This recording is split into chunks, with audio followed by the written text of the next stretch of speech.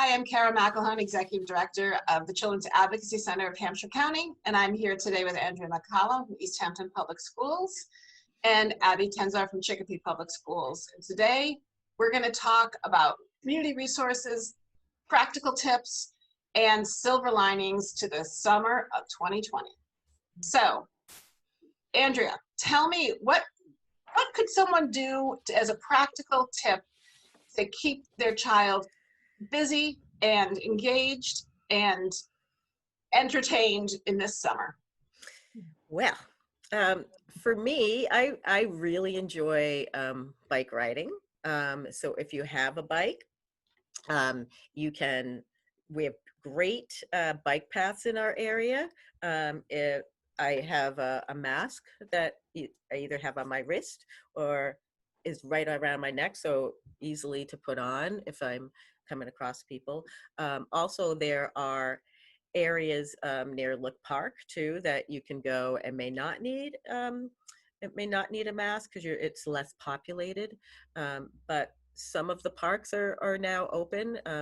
Right here in Easthampton, we have Nonotuck, and that's a great area to walk around, or if you want to bring a soccer ball with your child and do a little soccer play. I think the tennis court is open.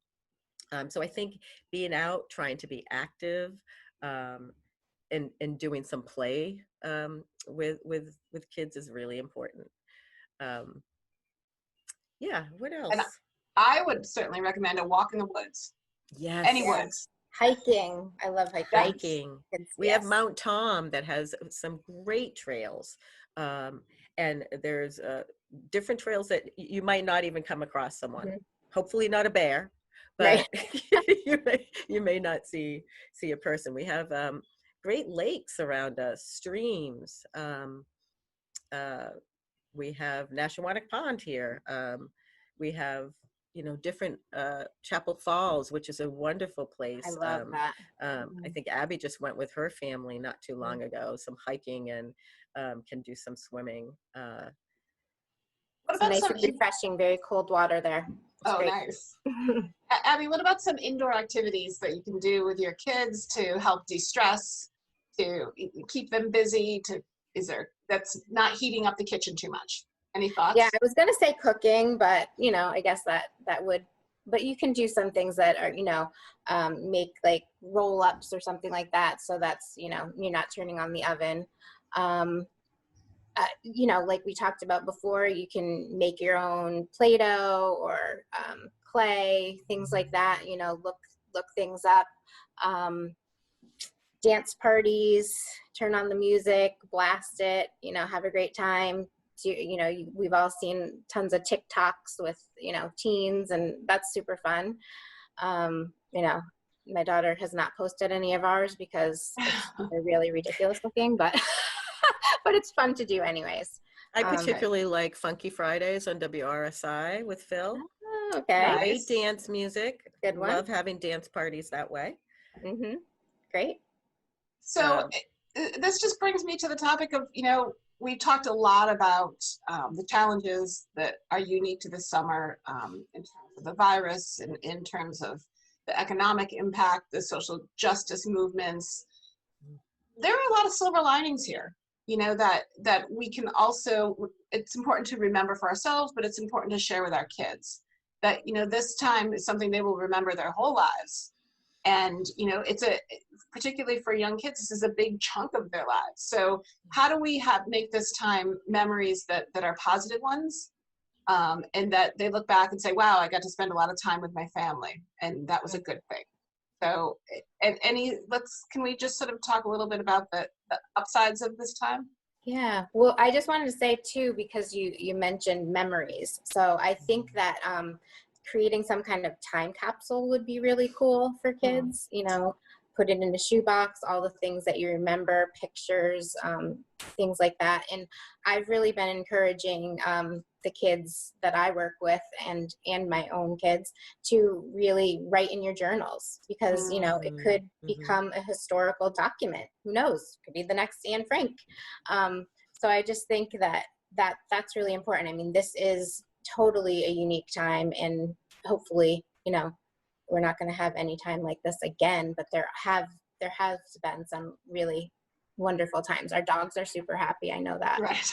Happy You know, dogs. Andrea, you have a cat, so I'm sure your cat's Yes. happy that we're home. We're home. Our pets are thrilled. Yeah, lots of walks. I think, like you mentioned, journaling could be really great and helpful and de-stressing for kids. And there are a few videos on there about how to do the time capsule if you're not so sure how to do that in your own home. And I think, like Kara pointed out, just the quality time of having quality time with your family. For me and other folks that have college kids, I'm really appreciative that I could be with my daughter during a time that she might have been away for 4 months. Mm-hmm. She might not be as appreciative, but I certainly am. Right. I think, as we've mentioned in prior, that Massachusetts is really doing a good job, you know, being one of the top 3 states in the nation to tackle this, and numbers going down. So that really is a silver lining. The hope that kids will return in the fall and be able to see their friends and have those connections again, and be at school in a classroom, so that the learning isn't just happening at home with parents. That social connectedness. I think that we're looking forward to that. And as we enter different phases in this pandemic, of being able to you know, gather with your friend in a small number and in a safe distance way is a silver lining. Looking forward to that after months of isolation and just being alone in your home. I think we've all learned to really appreciate a hug from a friend. Yes. Things that we haven't been able to do in a long time. So I'm going to link some more resources, and we can, but I do want to remind people that their schools are there for them throughout the year. Yes. That we, in our community, the Children's Advocacy Center of Hampshire County is here if you're concerned about a child's well-being, or you just want to know more resources. We have terrific, in Hampshire County, we have terrific social service agencies that are here to help families. And that you can always ask, and there's no shame in needing help during this time or any time. So reach out to the folks that are here and want to be a resource to you. So as I share these one more time, I want to just point out, we've got some terrific resources about talking to your kids about race, everything from Sesame Street Town Hall to terrific list of children's books, so that you can really start to have those important conversations. We have lots of terrific mental health resources, both local, national, that really are there 24 hours a day, 7 days a week, that are in multiple languages. There's a terrific parent stress hotline that people can call if they just need to talk to another parent and to know that what they're going through is they're not the only ones. There's somebody else that's dealing with the same challenges. And Kara, I just wanted to point out too that some of those you are able to text, which is helpful to a lot of parents, you know, who have little kids around them or don't really feel safe talking on the phone, possibly because, you know, there might be some violence in the home. That's a really important thing to mention. Thank you, Abby. Mm-hmm. And to that end, there's a really important number that you should have, which is your child at risk hotline. You know, here at the CAC, we deal with child abuse, and the reports have really gone down pretty dramatically. And we know that that's not because kids are just safer right now. We know that it's because they're not in school and they're not with the trusted adults that they can reach out to. So if there's a child in your life that you're worried about their physical and mental well-being, the Child at Risk Hotline, which is 1-800-792-5200, is there to investigate your concerns. That you don't have to be positive, you just have to be concerned, and it's their job to figure out the truth. So and Kara, you can also do that anonymously, so people just, that's right, you know, to remember that. That's right, you know, because at times like this, we all really need to step up on behalf of kids. Yes, absolutely.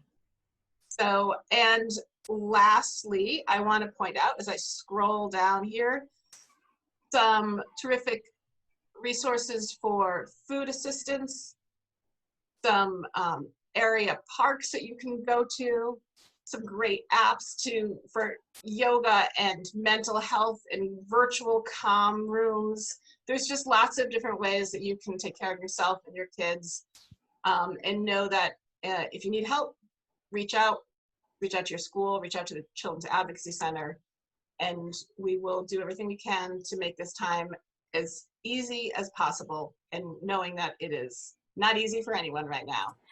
So I want to thank you again, Abby and Andrea, for taking the time to talk about the unique stresses of the summer of 2020.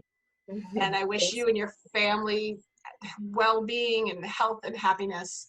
And I know you're as excited as I am to have kids back at school in September. But meanwhile, I hope you can take the time to rest and rejuvenate and have a healthy, happy summer. Thank you. Thank you, Kara. Thank you, Kara.